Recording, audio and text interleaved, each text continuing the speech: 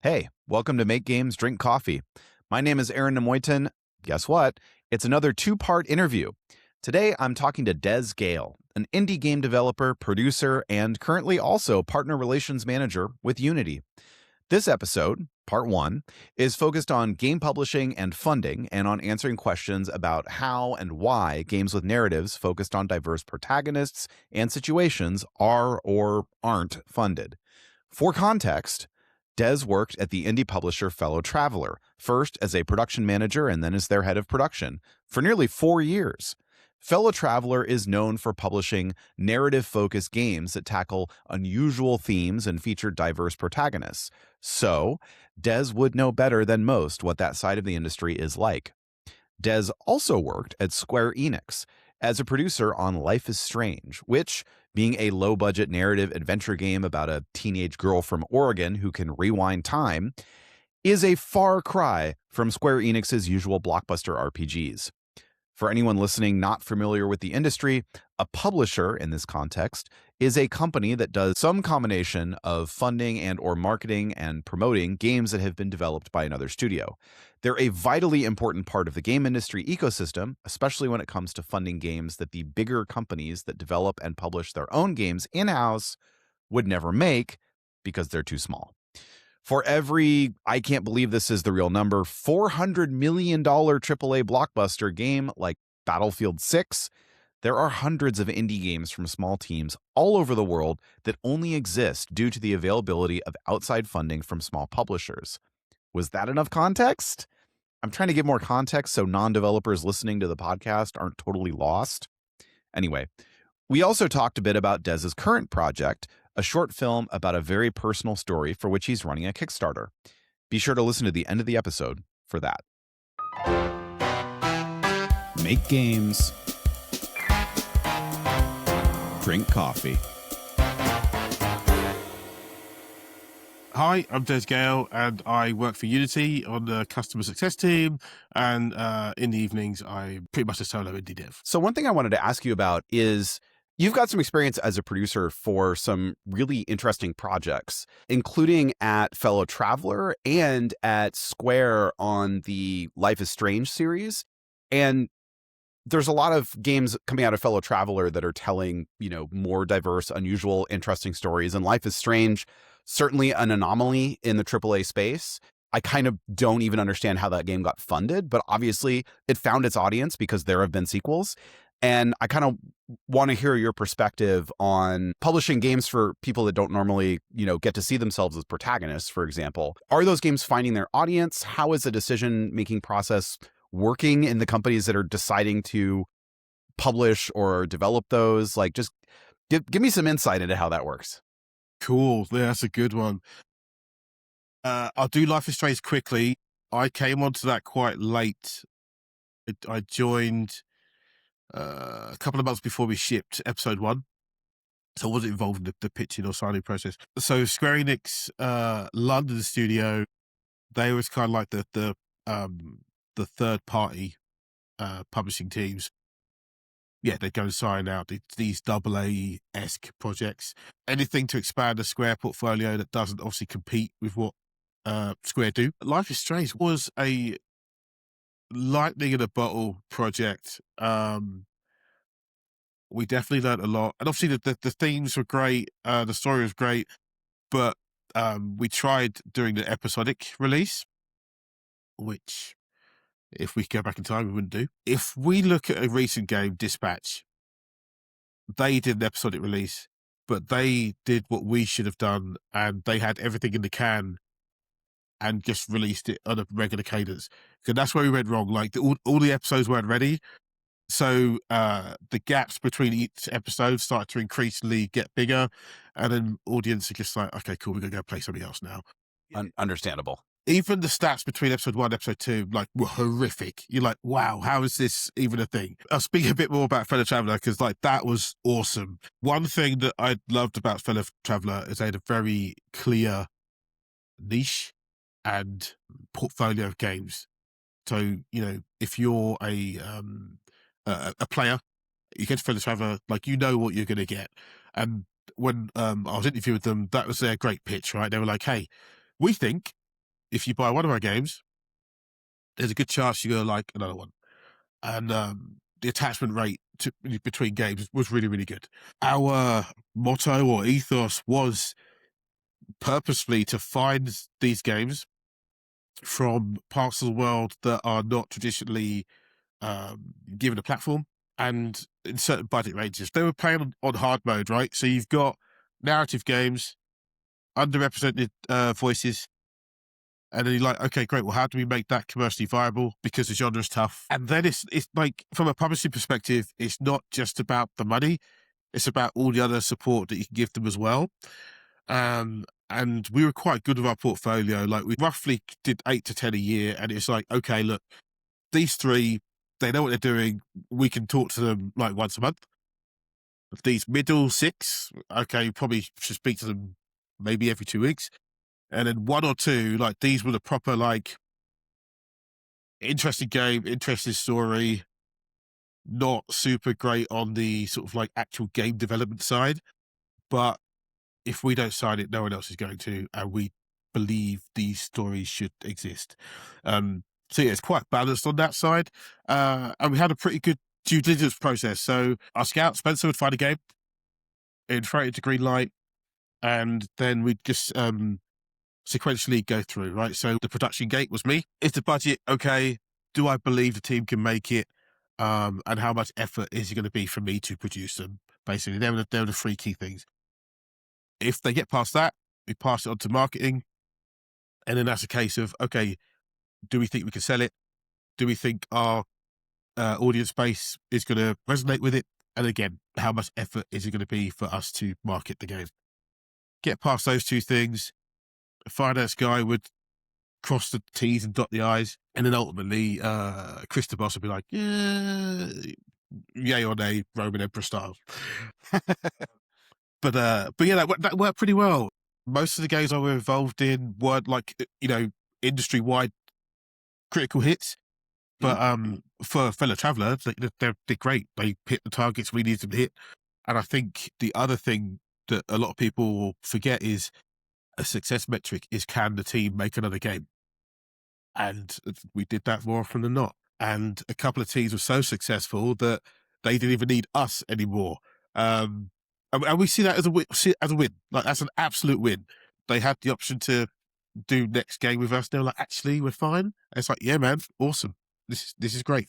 And they are going gangbusters. Their game that they signed with somebody else is fantastic. If you're a publisher, you have to want to elevate voices and share these stories. And I'm not throwing any shade on publishers that don't. Like, some publishers are purely spreadsheet based. Like, put it in. If the number isn't correct at the bottom, it doesn't get signed. And there's absolutely nothing wrong with that. One thing I really like over the last 3 or 4 years is there's these pockets of niche publishers. And I think that's great, because as a dev, you're like, okay, I'm not going to waste my time with these 50 because they don't sign my type of games. But these 10 or 15, it's like, yeah, that's targeted. And if I invest my time there, even if I don't get signed, I'm pretty sure I'm going to get good feedback or fast no's, right? Do you think that the publishers that are not signing games like this, to some degree, do you think that the data is actually available to support these games being signed if they would just look for it a little bit harder? Yeah, I've had a lot of discussions around this, and I didn't really understand it at the time. But one publisher was saying to me, like, this game is too cheap. Like, it's not worth our time or expense to publish this game. And I was like, how could, like, you've got infinity money. How's the thing? And they were just like, okay, cool. So to speak to this one game, we need to speak to our legal department that has a fixed cost, right? Whether we do it or not. Okay, great. Then the marketing department, which is however many people, need to do the due diligence on it. You're like, okay, great. So just for us to say, no, it's not a good thing, we've already spent this much money, which is like more than the dev budget. You're like, right. Okay.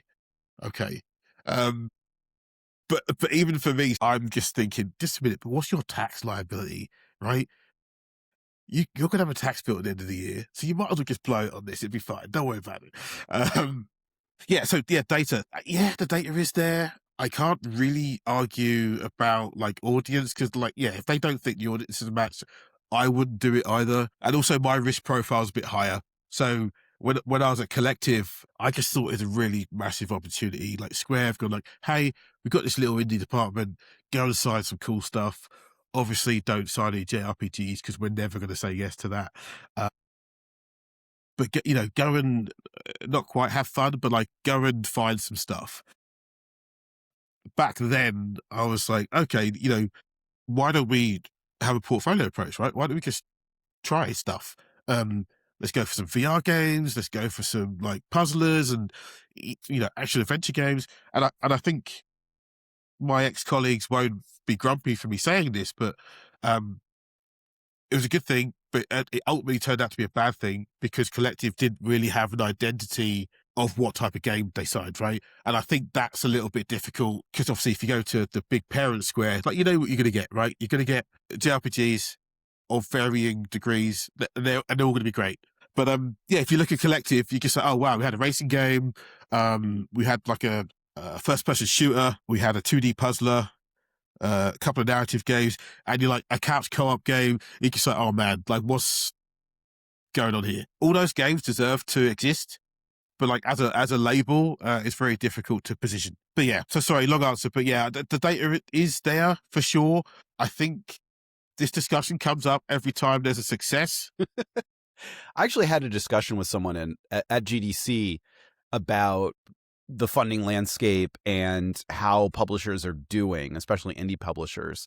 And we got onto the topic of Devolver Digital having a really, really clear brand identity in the early days. And now they've branched out a lot. And sometimes you see a trailer for a game and then you see the Devolver logo and you're like, really? And they're publishing a lot of fantastic games, but it is interesting. They started out in that lane where, made a big splash with Hotline Miami.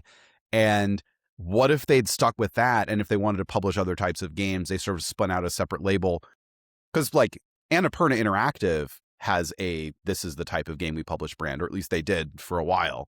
And Devolver has published some games that you'd think Annapurna would have published. So I get what you're saying about specializing and about not having too much of a portfolio approach. And I can understand that, really, really big publishers with ubiquitous names can have a portfolio approach because they have the marketing know-how and resources to just blast whatever they want out to everybody. There's a few steps below that a lot of publishers are operating where they don't have those resources, they don't have that expertise, and so they have to specialize.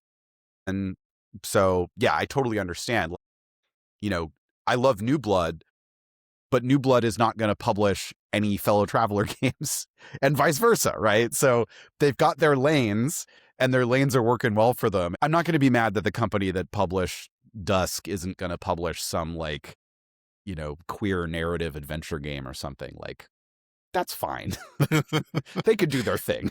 Yeah, because there's a couple of them, like, Whitethorn have been pretty good in the cozy space, like I think, yeah, having that relationship with as close as you can to the audience is really good. And it's funny you mentioned Annapurna, because this is kind of like they're one of those stories where like, okay, it's tough to sell story-led games with certain economics, right? Like there's definitely a ceiling on the ROI, right? Which is tough because when you're in a spot like I am, where and many other devs are, you've got 20 odd years experience, you've got a mortgage and stuff like that. Like there is a bare minimum unit cost, right? And then if you want to make something awesome, you kind of need people again on your similar level, and obviously you can bring in some mids and juniors in, but those zeros start to add up very quickly. And then I mean, there's something I do know about Annapurna, but like some of the deals that you're like, oh man, like I'll tell you today, you're not getting that money back. Doesn't matter how good the game is. Like there's a weird, I don't know what you call it, side wave or whatever, but like once you hit this budget, you've got to do exponential work to get that money back. And I feel sad about another publisher or label, actually. EA Originals. Mm. I Yeah. had high hopes for that, because you've got $1 billion company, and like they've lost more money than rounding errors, right? Like, you know what I mean? They're just like, yeah, it's fine. Perfectly placed of like, yep, we'll take a punt on that. We'll take a punt on that. And like, it doesn't need to make its money back. But if anyone's going to make their money back, it's going to be us, because we know how to ship units, right? So yeah, I don't know what we're up to now. I don't know if they've closed completely, but all these big $1 billion companies should have these little labels just be doing, yeah, you know what? Just go and find some fun stuff, because yeah, they spend more on toilet roll every year. So why not? So I'm checking the EA Original site. They publish Split Fiction. And it seems like they're at the point where they're basically doing one game a year. Okay. So, because it's Split Fiction, it's Immortals of Avium, if that's the word. And then something Zhao, Tales of Kanzea. There we go. That text was tiny and I forgot the name. But they're, they basically, they'll publish a game by that tall guy that talks a lot at the Game Awards. And Joseph, yeah. once every 3 years, and it'll be the game of the year. Yeah. And then they'll publish some other thing in the off times. But yeah, I mean, I think what they're doing is great, but they're not doing very much of it, because, they've got a busy marketing calendar. And, as a public company, I'm sure they're like, what are our quarterly marketing beats? And you can only have so many. And I get it, right? Like, I'm not saying that they're doing the wrong thing by doing that. And I was at EA for a while. I worked on a mobile game, and I understand that if you're planning a calendar and you've got a whole bunch of stuff going on from different teams, like, you have to coordinate. Otherwise, you're going to drive your shared resources crazy. You don't have one marketing person per game. You have a team of marketing people that all have to coordinate for every game. So it's really cool that we have It Takes Two and Split Fiction and, the other stuff that they're doing. But I mean, I definitely get that it's frustrating that they technically have all this money to burn and they're just like doing stock buybacks instead of investing in developers more.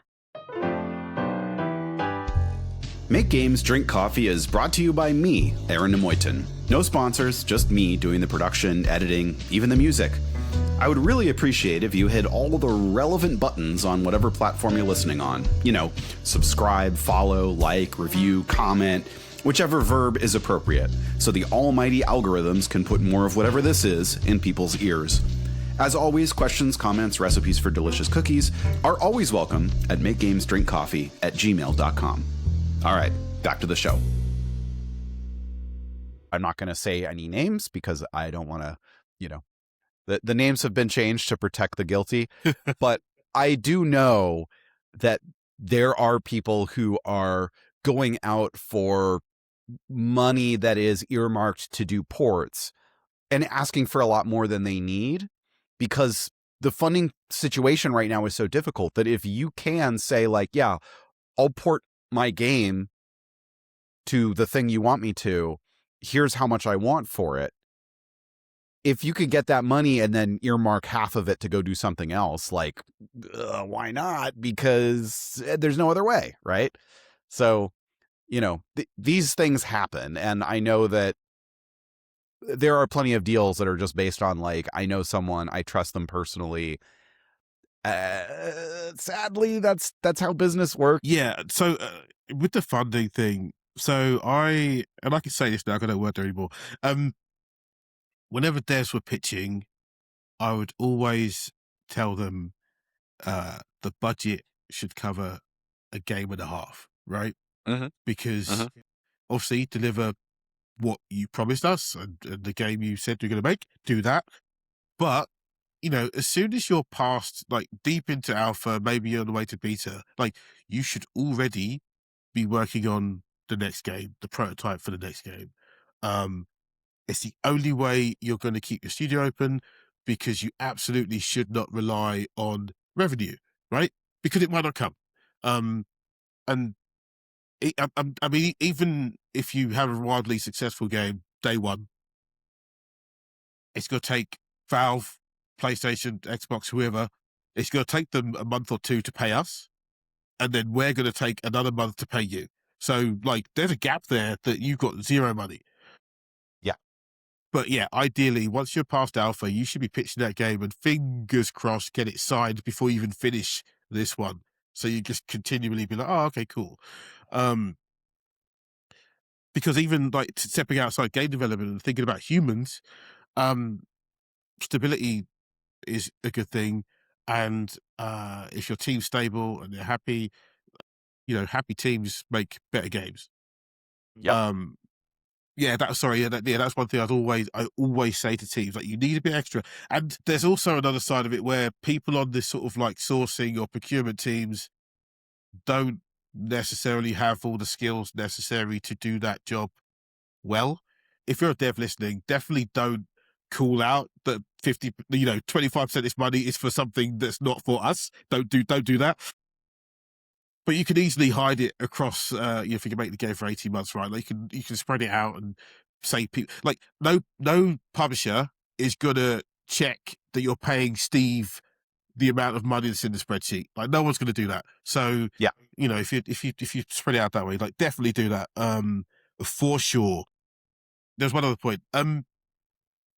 Oh man, I think this is my bias as well in terms of like diversity funding. The problem is those pots are limited, semi-finite, right? So I'm always an advocate for ask for how much you need, because anything more than that, you're taking away from someone else that looks like you. And that is not the point of that fund.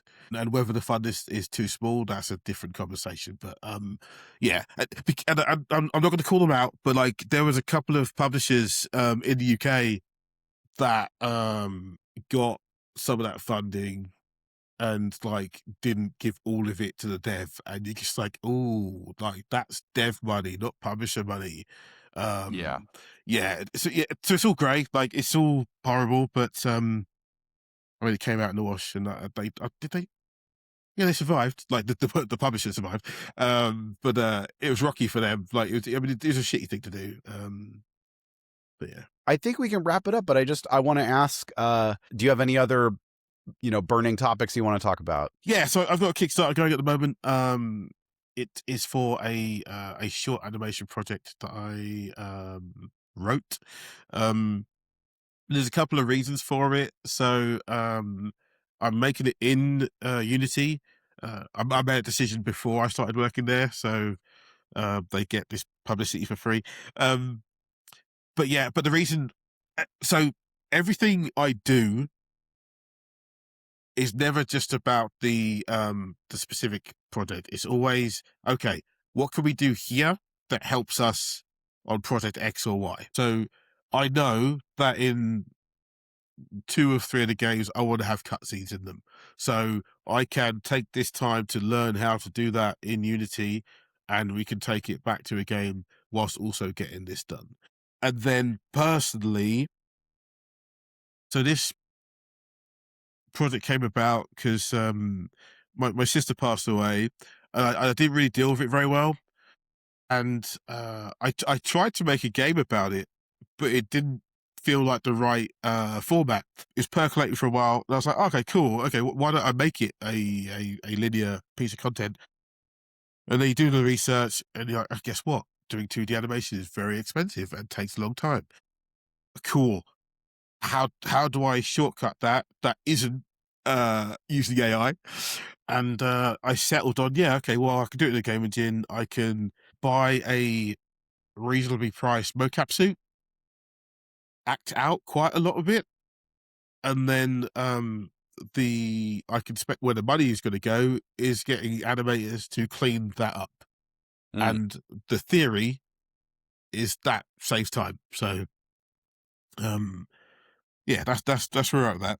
Hopefully we'll make a beautiful piece of art, and it will be shared far and wide, and someone who takes the 10 minutes or less to watch it just has puts a brightful step in their day. Des Gayle, thank you so much for being on Make Games Drink Coffee. Thank you very much for having me. It's been a great time. Thank you for listening to Make Games Drink Coffee. That's the end of this episode, but it's not the end of the interview. In the next episode, we'll talk about transmedia IP and how streamers could better approach games. You can find the show online at makegamesdrinkcoffee.com, and you can email me at makegamesdrinkcoffee@gmail.com. Recording, editing, production, and original music by me, Aaron Nemoitin. Drink up. I'll see you next week.